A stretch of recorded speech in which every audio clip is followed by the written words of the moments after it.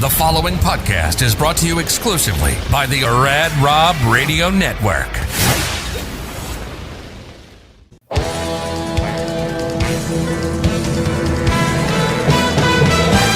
Welcome to Straight Up 5 with Johnny Petraglia Jr.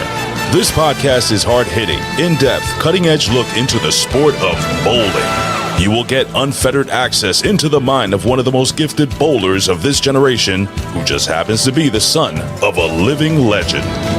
So, without further ado, let's introduce you to the host of the show, Rad Rob Francois, Dr. Ocho, and the incomparable Johnny Petraglia Jr. Hey guys, welcome to Straight Up 5 with Johnny Petraglia Jr. live right here on Johnny's Facebook page. Also streaming live on my YouTube channel, Rad Rob Gaming, and my Twitch channel, twitch.tv/Rad Rob Gaming. We are 22 strong already. Thanks everybody for joining us. We're going to be giving a little bit of a preview of our podcast, talking about some topical topics, as Ocho likes to say. And then, well, you're going to have to hear the rest of it on our podcast feed. But joining us first, you know what? We're out of order here. Joining us first, because, you know, the main event should be the main event. The best masked bowler in the world, the resident doctor of Straight Up 5, the one and only, Dr. Tiberius Ocho Jr. III. Good evening, Ocho. Nothing good about it, except that I'm here. That's fair. No, that's fair. Good to see your mask is looking good. You shine it up. Your guns are looking good, man. Everything... Luster King, right? What you guys recommended? The Luster King, and this is just it's like the gold rhino, I think, that you guys talk about every once in a while. As always, we are joined by the third man. His name is on the marquee. He is the one that everybody truly wants to see, regardless of what Ocho says. It is the most handsome man in the entire world, especially in the sport of bowling. And yes, it is a sport. He hails from Las Vegas, Nevada, weighing in a trim 214 pounds. I'm probably off on that. 224, but close enough. That's close. He has more 300 games than I could even count to. It is Mr. Johnny Petraglia Jr. What's up, buddy? That was one heck of an intro as usual. Thanks a lot. Absolute pleasure to be here and really enjoying being live with you guys these last few times that we've been out. So certainly enough big topics to talk about in the bowling world right now, along with a lot of big tournaments. Well, the biggest tournament at the pinnacle level of our sport going on right now with the World Series of Bowling. So looking forward to dive into pretty much everything we can right now. And thanks everybody for being here and looking forward to seeing your comments. And way to start the show, Rudy Revs. What's up, big guy? Hope all is well, my friend. You know, I remember Rudy from Bradley Bowl, watching him bowl. I think it may have been Nebus. So I had watched him for years and years and years. So I would never talk to him. But welcome, Rudy Revs. You are a legend in the sport of bowling. Derek Michaud is also in the house. Yeah, one of the best historians this game has seen, at least in my eyes. I mean, a complete encyclopedia of bowling. Good to see you too, Derek. And that comes a lot from you because you yourself he's the Encyclopedia Petraglia instead of the Encyclopedia Britannica here. So I mean, I guess you got to learn from somebody. I'll be the first to say we competed against each other on a trivia show on the Bone and Zano Zone show. And there was I was a contradictory win. I'm not really sure that I won. They gave me the W, but I still in my head believe that Derek won that one. Hi, Joan. Lots of people filing in here. We appreciate everybody here. Absolutely. Comments here on the screen.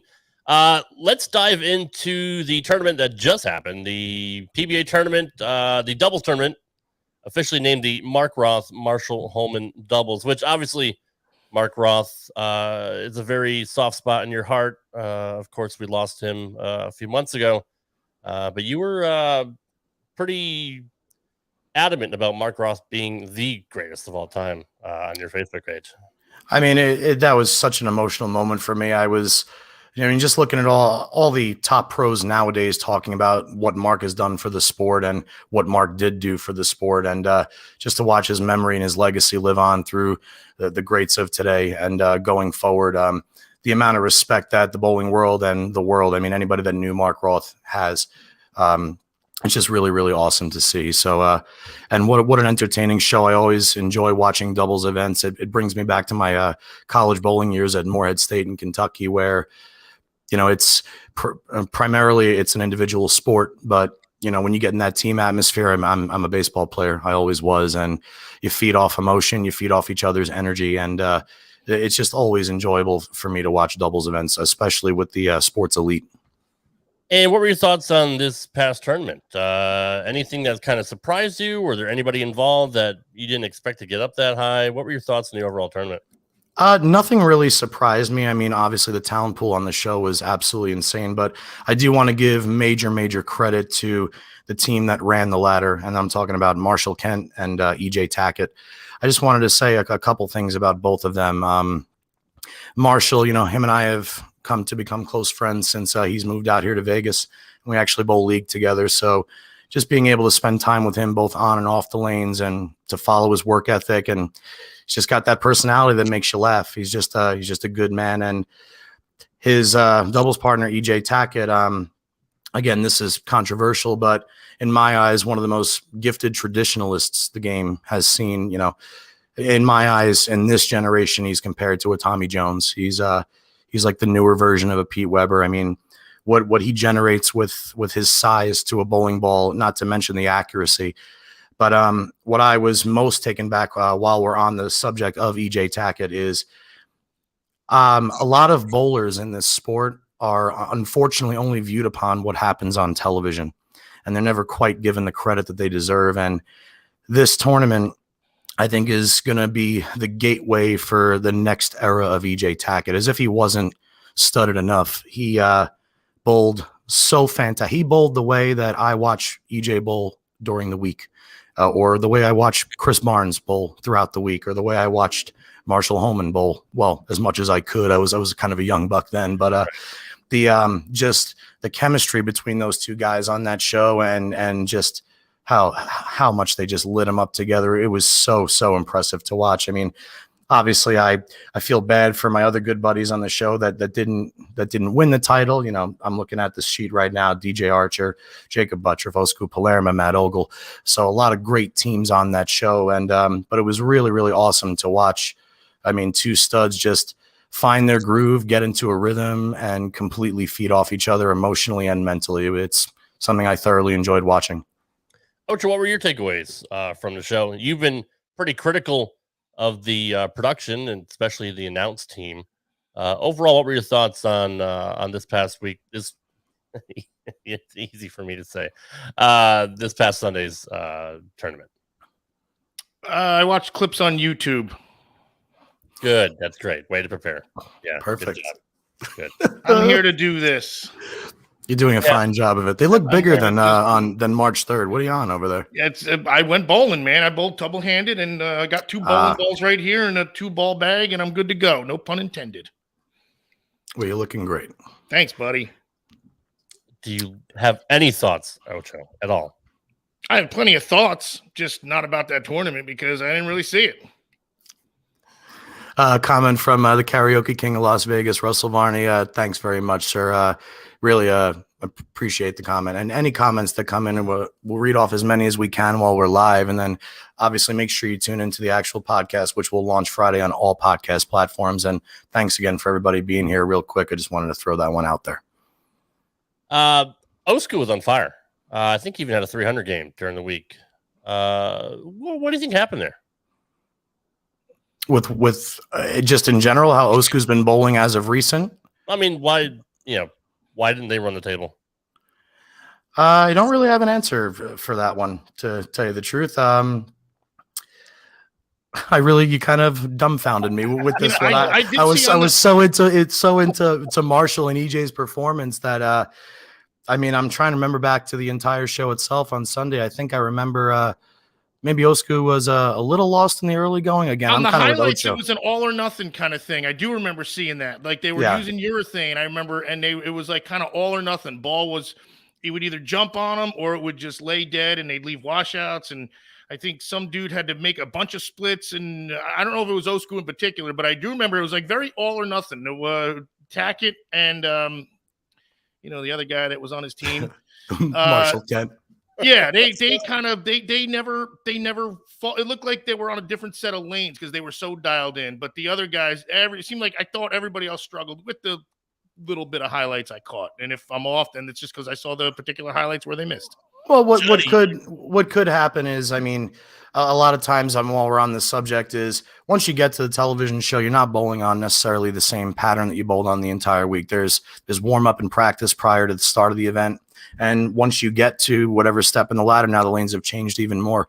So I think that maybe Osku had something that was working for the entire week that maybe he was afraid to get away from. It really did look a little shovey, a little quick to me, a little, I don't want to say unsure of himself, but he looked a little unsure of himself. Did Tackett and Kent have the advantage? Because you said they ran the table, so they were in the first match, I guess. Yeah, they so maybe they were able to adjust to the lanes also as they got to see them break down since they were on them instead of having a couple practice throws, then wait 30 minutes or something. Is that a thing that could happen? Yeah, absolutely. And then again from there, what happens is you start feeding off of your own adrenaline. You understand the lanes more, the more games you bowl on them. I mean, think about just for our traditional league bowlers out there. I mean, when I look at my league statistics, I may average 230 in league, but my first game average is usually only 215. I usually average closer to 245 for the back two games because I've got my feet under me. I have an idea of what the lanes are doing. And then from there, we kind of just go forward with it. Hello, my good friend Ron. I'll be back in New Jersey in May. I'll make sure to stop in and see you guys. And we'll visit that awesome lounge that you took me to last time down in Atlantic City. Good to see you, bro. And one of my good buddies, I was actually a groomsman in this guy's wedding, Daniel Benovitz. And it could certainly be from a different transition from the lights. We always talk about topography on the show.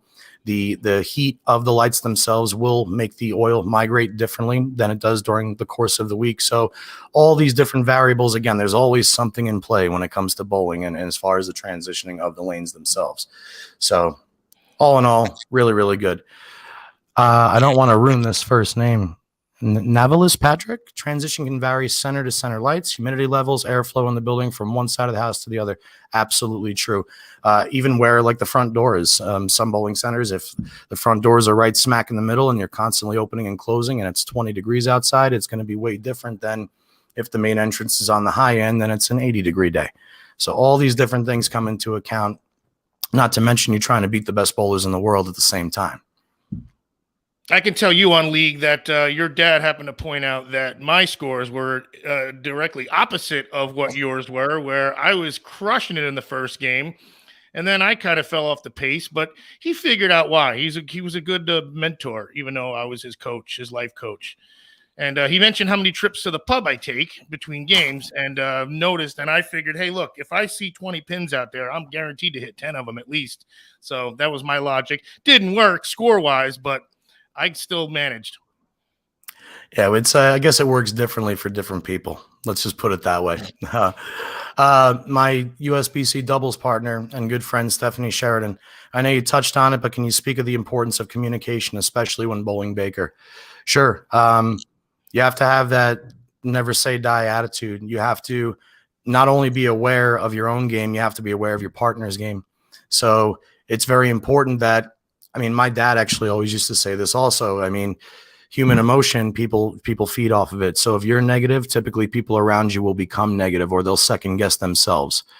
For anybody that doesn't know what Baker is, Baker can be any mix of 2 to 5 players where you split up the frames, very similar to the World Team Challenge, where the players would wear a 1-6 or a 2-7, 3-8, and so on and so forth badge to designate which frames they would bowl.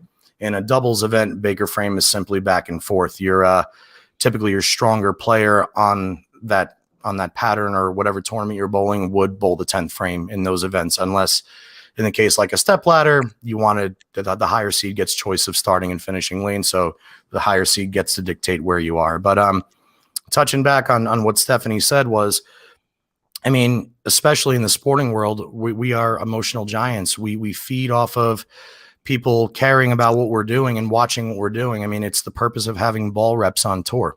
Well, any live TV show you watch, I mean, whenever you see the greatest bowlers in the world struggle, they're walking over to their ball rep. When you're on the golf course or you're watching the PGA Tour, when Tiger Woods is unsure if the putt's going to go in, if it's going to go left to right or right to left. He talks to his caddy about it. And, which way is the grain? I mean, they have to, the job of your teammates or your counterpart is to make sure that your head is 100% focused and ready to make the best possible shot for that frame. Because especially in Baker games, in a case of two people, you've only got 5 chances. And in the case of 5-man team, you've only got 2 chances. So there's an even bigger emphasis on shot making. So when it's almost like a back is against the wall every single time, and you can either fuel off of that or you can let it, bite you in the ass. And that's in conclusion of answering Stephanie's question, there's a huge, huge importance there of familiarity with each other, understanding everybody's tendencies. I throw the ball hard and I lean a little bit at the front or at my waist, and I get a little bit too far forward. My swing gets a little bit steep. I screw it into the lane and I always yank it 2 or 3 inside a target. So if I don't I either have to figure it out on my own, like, geez, John, don't do that again. And then typically the next one's out the window a little bit. Or you have your partner there and says, you know what you did there. Forget about that one. Think about the last 15 that you just threw. So all in all, I think that the whole idea of the Roth-Holman doubles being named after one of the best doubles team that's ever, if not the best ever, that's been in the sport, I like to see him keep going along with it. It's pretty good. So screaming, "Oh, you suck!" if you miss to your partner is probably not the best way to go about it. I mean, there's little variances for everybody, but I was gonna say not necessarily, because if you said that to me, I'd probably laugh and loosen up. Oh, all right. Well, I'm gonna try it. We're going to transition to, I don't know if it's official, but there's a lot of rumors going around and there's a lot of people reporting on it. And I first saw this on bowlersmart.com about the PBA announcing a ban on urethane bowling balls. Now, let me read the actual article, Johnny, and I'll get your thoughts on it in a second here. Sounds great. While it is unclear at the moment, sources say that it would appear beginning at the World Series of Bowling, no urethane bowling balls manufactured before 2020 will be allowed for use on the PBA Tour. Also rumored is that moving forward, urethane balls cannot be more than 2 years old to be used on the national tour. They have a side note. Confirmed. It has been confirmed that a letter has been sent out to PBA Tour players stating that on March 7th, 2022, any, quote, traditional urethane balls manufactured prior to 2020 will not be permitted in PBA National Tour competition. The PBA will maintain the right to spot check any bowling balls for compliance with any specifications at any time. Again, no, quote, traditional urethane balls manufactured prior to 2020 will be permitted in PBA National Tour competition beginning March 7th of this year. Bowling balls in this category that were manufactured from 2020 to date are eligible for use. Moving forward, this category of, quote, traditional urethane bowling balls will be permitted in PBA competition for a period of 2 years from its manufacturing date. For example, in the 2023 National Tour season, the oldest manufacturing date will be 2021. For 2024, obviously, bowling balls in this category manufactured in 2022 and more recently will be permitted. This is for PBA National Tour competition only, so not PBA leagues or anything else PBA may sanction, but strictly for the National Tour. That's pretty big news there, Johnny. What are your thoughts on that announcement? I can go a lot of different ways with this one. I'm going to start off and say that I never in a million years would have thought the evolution of a sport would be inhibited by the crushing of the predecessor that created that evolution of that sport. For instance, one of the highest grossing bowling balls of all time is the Johnny Petraglia LT48. At that time, most bowling balls on the durometer were hard rubber, and on the durometer, they were 90 hardness. They were somewhere in the low 90s, high 80s. And my dad said when they put his name on the ball, I want mine to be rubber, because at that time plastic was being introduced as well. And he said, I want my LT to be softer. I want it to be in the high 70s on the durometer. I'd like it to hug the lane more, and I'd like it to hook more. And it became one of the highest grossing bowling balls of all time. And I understand that maybe a certain bowling ball, when it was manufactured in 1617 and there was an investigation that's gotten us to this point that the PBA has to ban balls that are a couple of years old, I guess I understand the base concept of it because it has taken over the sport, but so has two-handed bowling for that matter. And every single company has jumped on the bandwagon to recreate a urethane or multiple urethanes or urethane infused with plastic or plastic covers with a urethane inner core like the Brunswick GTB from the 80s. There's so many different ways that I can go with this, but I remember before the acquisition of Ebonite and the merging of the 7 brands, I really wanted to throw a purple hammer. And I have two 2019 purple hammers. And one of them hooks like crazy and one of them hooks moderately, which seemingly most people have that depending on the drilling of them. But I guess what happens with urethane and where the controversy comes in is urethane balls soften up as years go on. So if the ball did test legally at, say, 72 on the durometer when it was produced in 2016, there's a chance the hardness level may have dropped to, say, 68, 70, or whatever it is, which now makes it illegal. I'm going to use Anthony Simonson as a prime example. Anthony was so excited to drill that original Rotogrip grenade that he threw on television. I can't remember what tournament it was. Why can't he throw that one? There was never an issue with that one on the durometer scale. There never will be. The Storm Pitch Black is one of the best urethane balls ever made, and I've never thrown one, and I know it's one of the best balls ever made. Why can't they throw that? Staying with Storm products, the Rubicon UC3. Everybody at League has a Rubicon UC3. Why can't they throw that one in X amount of years? So there's, again, so many different ways I can go with this one. And without trying to ruffle too many feathers, I guess it would be like telling PGA golfers, hey, listen, man, after you've used this driver for 3 years, you can't use it anymore. Well, how come? I guess I'm a little bit lost, and I'm sure we'll dive more into it as the podcast continues, because this is something that has definitely caught my attention. I mean, for personal reasons, as well as what's going on with people all over the world right now with the urethane craze. What do you guys think about it? Because I'm skewed because I'm on both ends of it. Like what I will tell you will happen is scores will drop. Scoring pace will drop at PBA events because urethane does hug the lane from start to finish. It allows for more margin of error closer to you. Whereas resin balls, you got to be more precise. You have to be more modern with your release. You have to throw it like Tommy Jones, EJ Tackett, Sean Resch, Chris Barnes.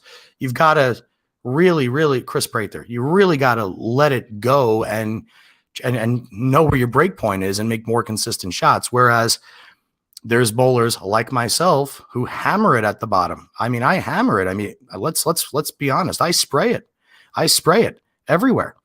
But the urethane haters, to me, it actually bothers me a little bit. It's the same way I feel about the two-handers. The Jason Belmonte is our second chance at recreating the sport because when we now have a titan in the industry. And I don't understand why you would inhibit the best bowlers in the world from using products that allow them to score higher. The general public wants to watch high scores. They don't want to watch 170, 150. And the urethane balls allow for that. They allow for higher scores because they simplify the lane conditions in front of them. So when everything is simplified in front of you, like I've done, it's how I coach. It's how I give my lessons. The simpler you are and the more together you put the pieces, the easier everything becomes. And like I said, man, guys, my head is all over the map on this one. I'm not 100% why they're doing it. If there's that many people that have an issue with it, but I mean, there's that many people that have an issue with two-handed bowling. And if they get rid of two-handed bowling, then sorry to say it, but I'm out of this game because then you're basically saying the quote evolve or die means absolutely nothing. And we need evolution to survive.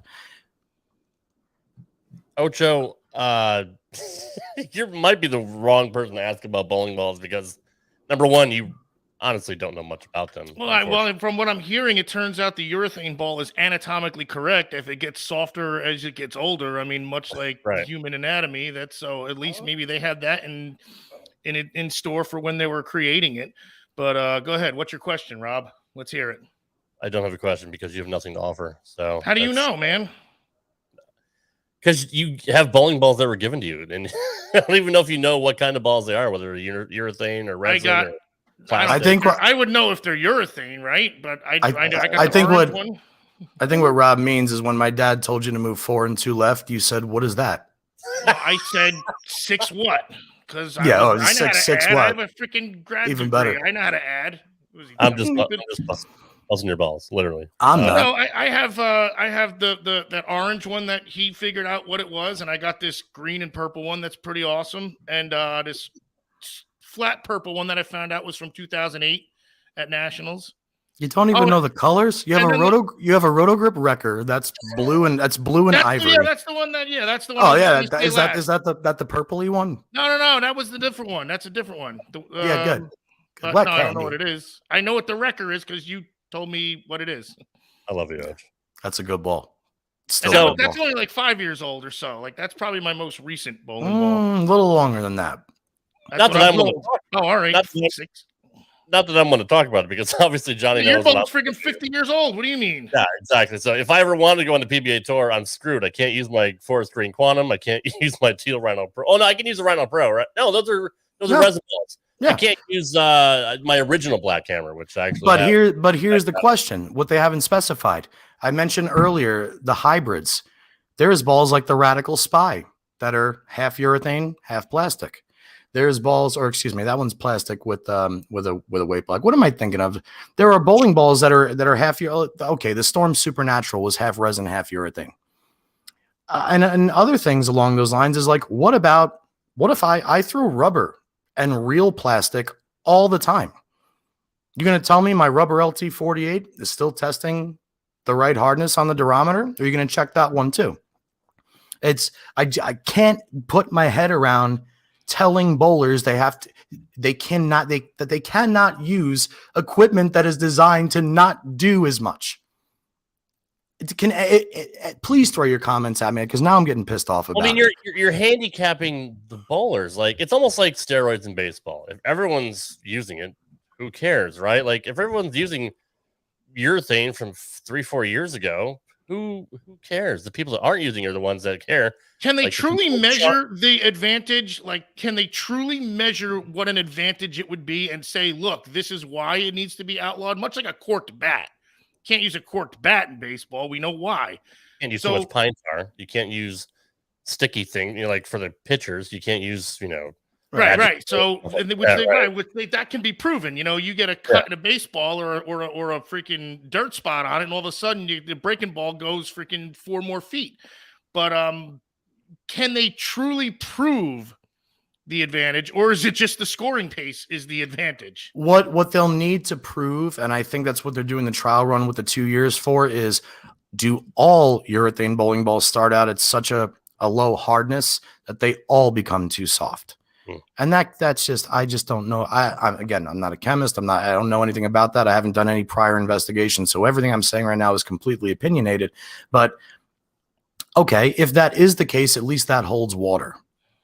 That Jim Eckerson, that was the one I was thinking of. Thanks, Jim. He says the Storm mix is plastic, but it's infused with urethane. But that was to prevent cracking. And the mix is predominantly a spare ball. I mean, they make them in a million different colors. They sell them to kids. And pros use them on TV. Are they not going to be allowed to throw the mix anymore? That's another great question. I've read what Bowlers Mart posted. And, but again, I'm not 100% sure about it, how they're going to enforce this.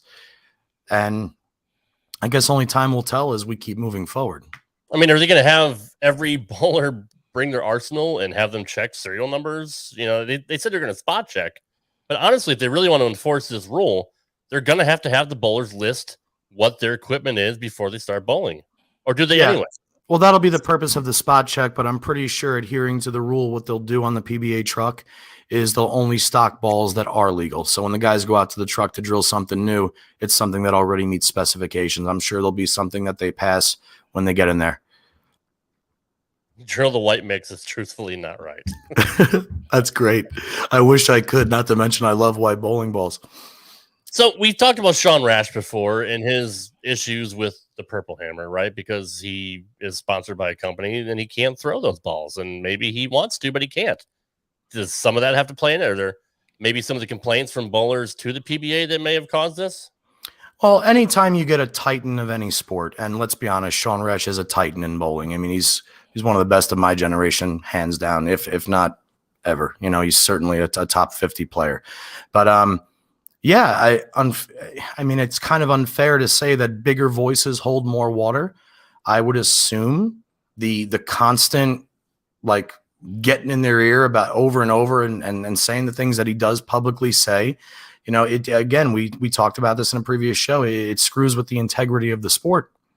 And whenever that comes up, I mean, that's always a well broadcasted issue. But the as far as the spot checks and the bowling ball, again, it's what they have virtually done now is they've leveled the playing field for every company. That's what they have done. They have put an equalizer out there, which means starting now, you got urethane, fantastic. It doesn't matter if it's a magic ball, because in 2 years, you better hope you drill another magic ball, which is the other side of the coin where I'm okay with, because shit, I threw magic balls for a long time and balls forever. I asked my nationals teammates. I had one rubber LT that I used in league and junior bowling tournaments for 10 years. It was the best ball I ever had. It still is the best ball ever. No. Okay. Not that one. Oh, Joe, I already heard that you have magic balls, but yeah. Oh, well, that's besides the point. That's the only reason why I got a seat in this show. Excellent. Jim Eckerson says when Sean was with Brunswick, he had the availability to use the true motion and the tactic control. And at that time, what I'll say to that, because I had a true motion and I love that ball. That's actually when I was still using Stephanie. That's what I was still using my thumb. And I actually bowled, I think, 300s in 5 league sessions with that true motion. I absolutely loved it. But again, that was we're talking like 8 years ago now. Yeah. Urethane wasn't huge back then. It was pre the questionable bowling ball. It was pre Purple Pearl Hammer. And but the thing about it, to bring urethane back then? Who figured it out that it was needed? Ryan Simonelli. Ryan Simonelli. He was my roommate at the World Series of Bowling. He's still one of the best. Ryan Simonelli absolutely destroyed the best bowlers in the world at the World Series of Bowling in Detroit. We were there for 30 days. He made 3 shows. He used a Storm Natural up 5, straight up 5, banking it off the gutter. If he yanked it up 7-8, it laid in the pocket. And I remember being there with the balls I can remember I had off the top of my head were a Brunswick Twisted Fury, a Monster Smash R, a plastic ball, and another variety of balls from that time period. But nobody could create what Ryan had. Nobody. And there were so many naturals on the truck that the Storm guys, at that time, Ryan was a free agent. They just kept drilling him naturals. Ryan said, I like this one. This is the one that's working. That's the one that he made television with. That's the one he used on television when he lost to Rhino. It's the one that he finally had to go away from when he lost to Norm Duke. But that was the first time that I said, wow, his natural is rolling the way that my rubber LT rolls with no thumb. What's happening right now, leave that one up there. I want to read that. That's my good buddy. Like everybody's busted my chops since I'm 12, 13 years old for taking my thumb out and throwing a rubber LT. I kicked all your asses when we were kids with my rubber LT. And watching Ryan do that, it's a shame that it took me so long to be like, man, I guess I should have stuck with this and silenced all the haters. It's, I guess, probably why I'm partial to silencing the haters nowadays. I like contradictory thoughts on things, but I don't like people who deliberately are going out of their way to destroy the integrity of the sport. Like, no, keep it this way, keep it this way, keep it this way. You know what? Walter A. Williams Jr. has a sanctioned PBA 300 with 2 hands, and he's in his mid-50s, if not 60. Give me a break. You can do it too. And that's just kind of where my brain is with the entire thing. So when Simonelli went to this tournament, did he say nothing's working, I'm going to try a urethane ball, or did he have this already in plan, or was it a fluke that it happened, or he tried it on a practice shot someday? The first event that we bowled was the cheetah.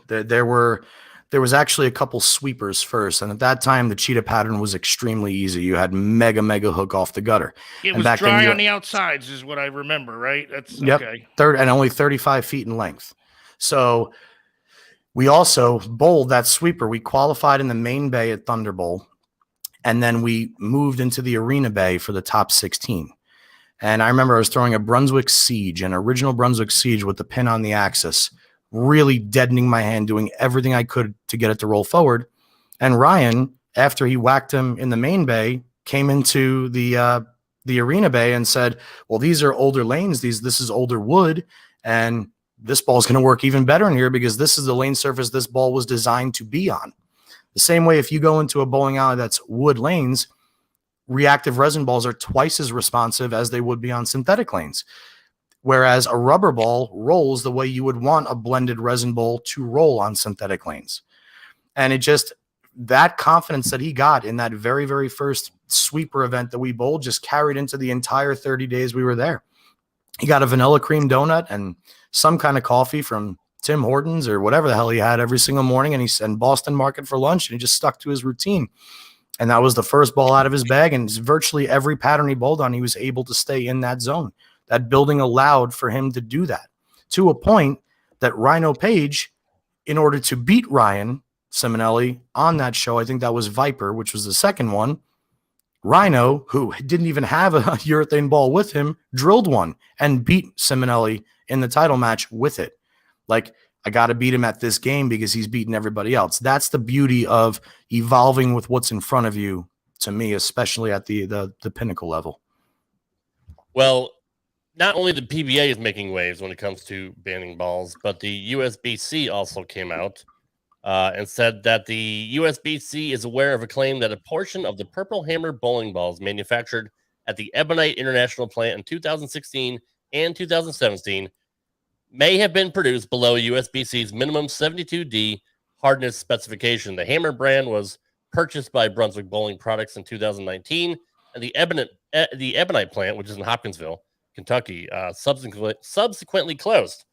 USBC conducted an investigation, interviewing more than a dozen individuals, including former Ebonite employees, in an attempt to validate the claim. Brunswick fully cooperated with the investigation. USBC has confirmed a production change with the Purple Hammer took place in 2017 that resulted in a raising of hardness of the ball from its original 2016 approval level, just over 72D, to about 74D. This production change was fully compliant with USBC equipment specification requirements. During USBC's investigation, multiple former Ebonite employees, including ones with firsthand knowledge, told USBC they believed the production process in 2016 and 2017, prior to the production change, led to some Purple Hammers being unintentionally produced below 72D. Johnny, that's a really big thing, and I know we've talked about Purple Hammers ad nauseum. I know this is a hot button topic. Bowl.com also says the Purple Hammer, including the 2016 and 17 models, remain USBC approved. This is another thing where I always talk about you need the governing bodies to work together.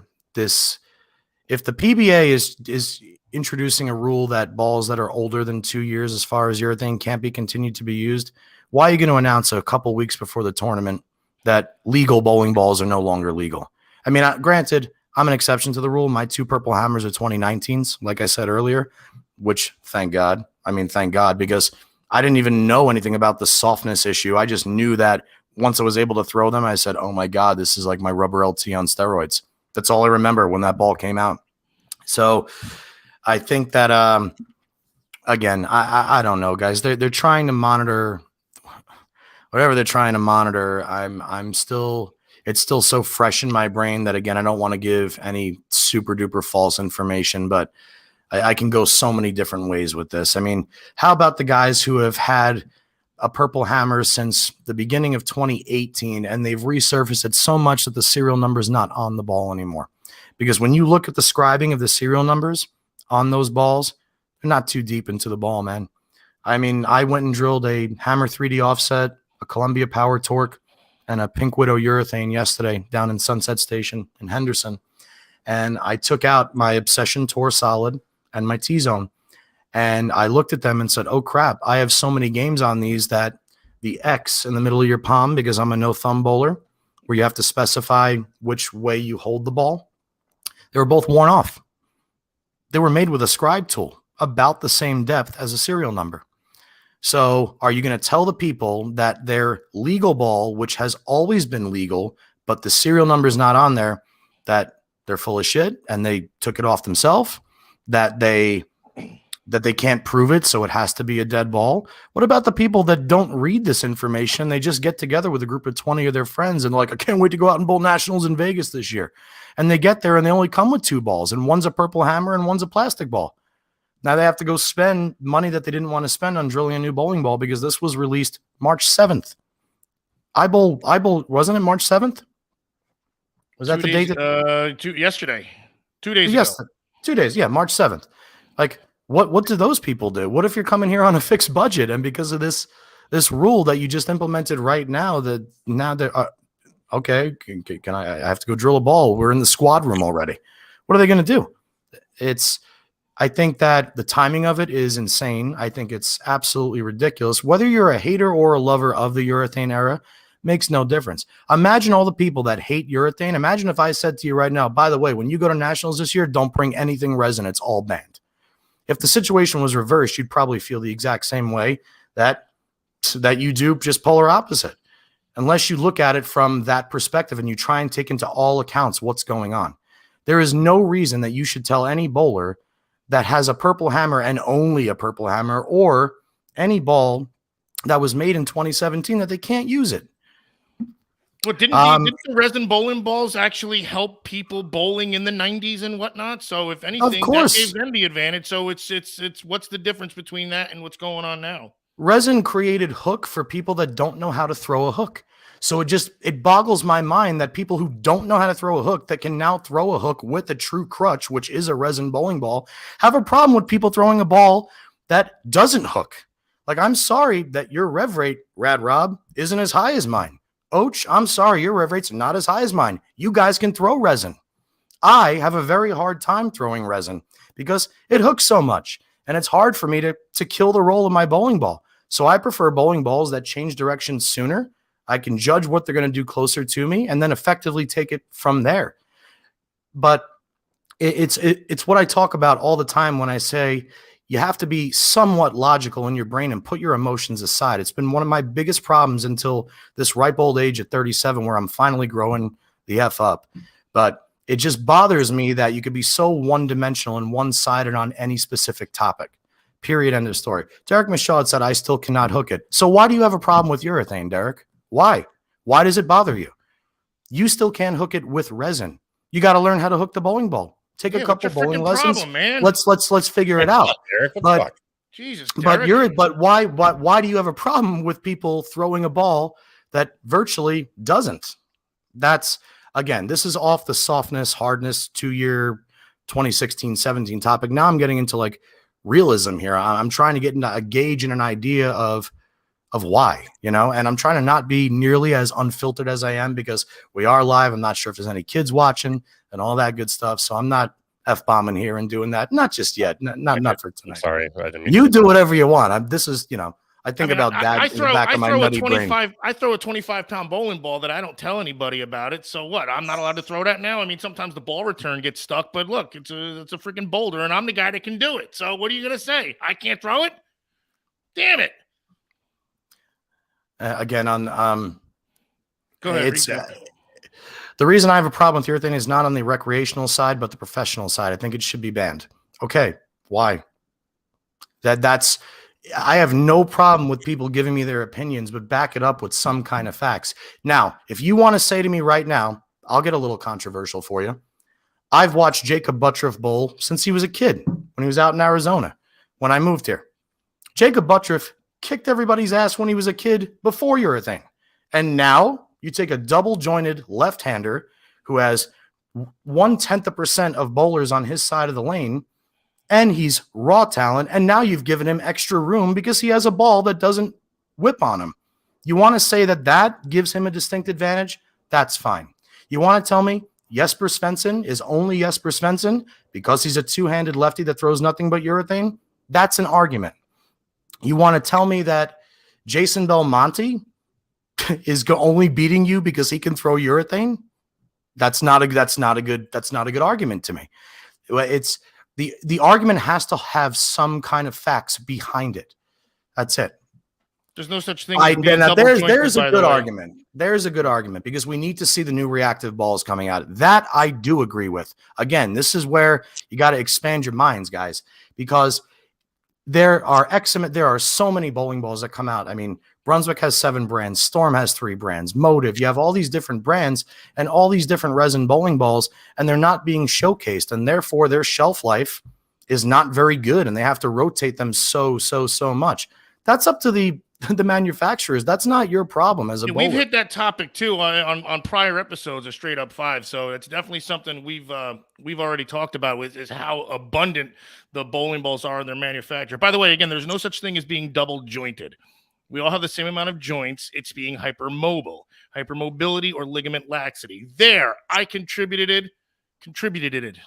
Way to go, Edge. Thank you for correcting me, sir. I'm just being a dick. But anyway, truth be told, there's a lot of things on the table. I understand both sides of the coin. To me personally, I'm not affected by it. I'm a super high revving lefty and I could curve anything. But so I guess in that view, I'm a little bit skewed because I'm trying to see it from every single perspective at both an amateur and a professional level. But yeah, that's kind of my stance on it. And I'm sure we'll dive even further into it. I bowl nationals in the 17th, 8 days from now. I'll have more information once I'm actually in the plaza finding out. I'll talk to people. I'll stick my head where it doesn't belong and I'll find out. But truth be told, I don't think we'll ever come to the main reason other than if the durometer truly does, if a urethane bowl truly does get softer over time, and you want to put a rule into place that says these urethane balls are only going to be good for 2 years, at least everybody's level at that point, that one makes sense. The USB-C one, guys, I'll say it out loud, like a lot of their rules, just what are you doing? Just what are you doing? What is wrong with you? Sorry. Chris Wilson, it just seems like there's only singling out the purple hammers, but don't bring up other manufacturers with the softness problem. That is in my eyes, that is their way of trying to mask the real reason behind it. If there was a discrepancy in 2016, 2017, the Hopkinsville, Kentucky plant that Ebonite International used to own, it's not there anymore. And they're being poured in a different place. And as bowl.com actually says, the balls are still legal. They're just not legal in our tournament this year, 2 days before the tournament starts. It's garbage to me.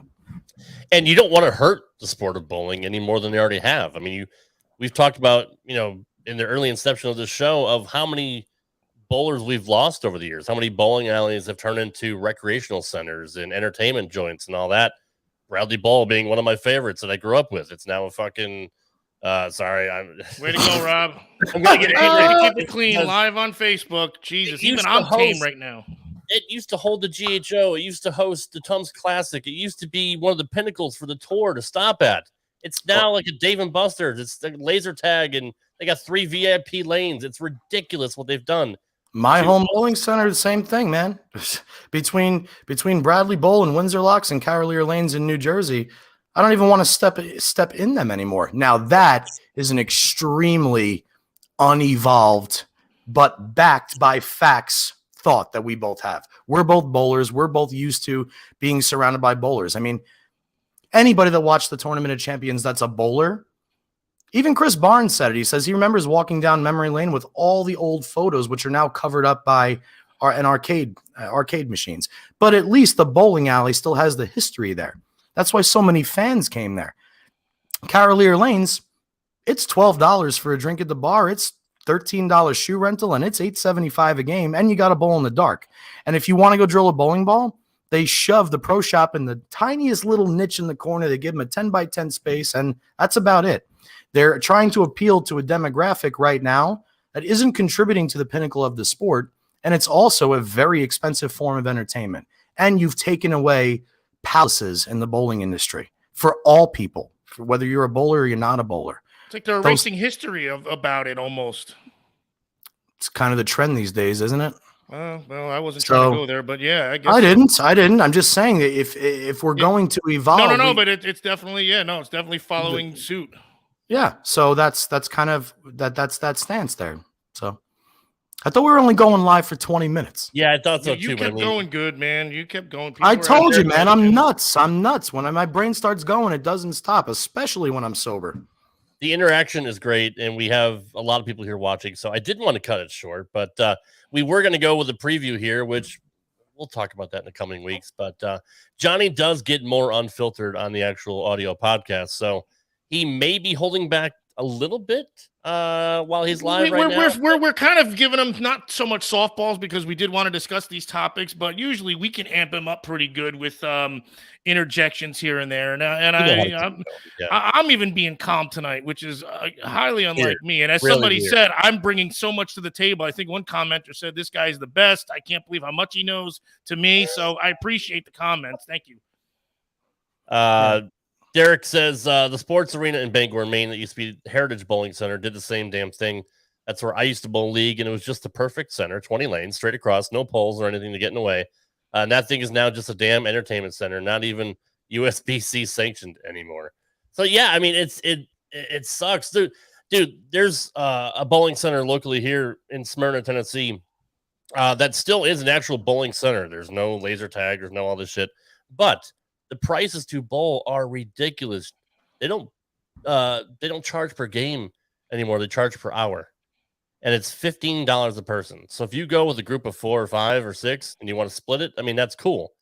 But if you're going out to take your family, you got 3 kids and yourself and your wife that want to bowl, you're going to be spending a shit ton of money just to bowl for an hour. I mean, it's just. And back in the day, that used to be the way to. I remember it was either you could pay by the game, or if you had a couple good bowlers with you, you paid by the hour, and it was a flat rate. So if you had a bunch of people throwing strikes, you could get 6 games in an hour and get your money's worth, and split it and get pitchers of beer. So I didn't know they did that well again, but they got to do anything to get their costs up. And I think league bowling is down too, which is, I thought, how most bowling alleys made their money.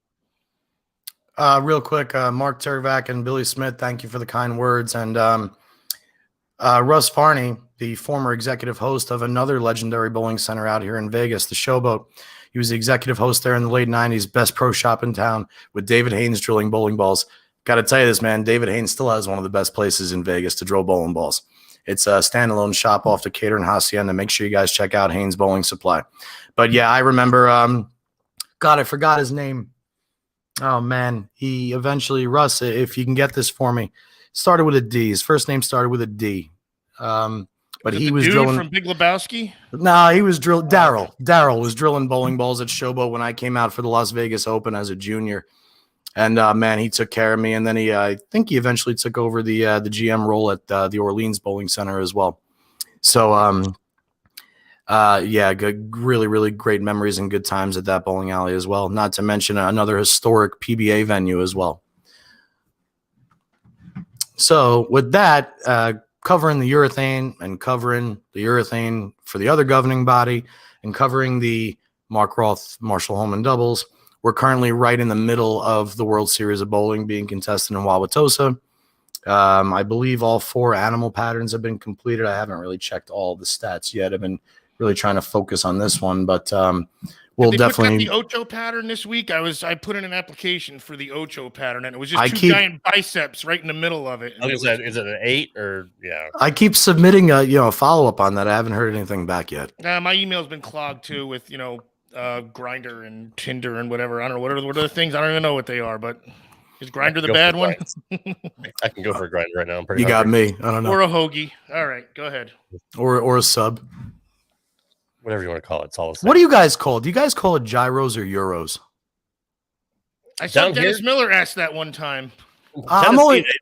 Tennessee, they call it gyros because they don't know how to speak English. So, well, we call them gyros in Jersey. Out here, they call them. They're like, "What's a gyro?" And I'm like, "What do you mean? What's a gyro?" You have to say like gyro or something like that. No, they say euro. I'm like, you mean like? Oh, literally euro. You're talking like currency from England, or I mean that's pretty much the technical way to say. Yeah, I was just curious about that. I was just curious what you guys said. It's actually called gyro. Remember, you like it, the Jews. The Jews gyro. That's good stuff. Yeah, anyway. I told you, I bring stuff here. I bring important facts to this show. You sure do, like cortisol. You're damn right. On that note, guys, we appreciate you being here still in the chat. Thank you for all of your participation tonight live here on Facebook.com/Johnny Petraglia Jr. I don't even know if that's the right site, but Johnny Petraglia's Facebook page, also my YouTube channel, Rad Rob Gaming, and my Twitch channel, twitch.tv/Rad Rob Gaming.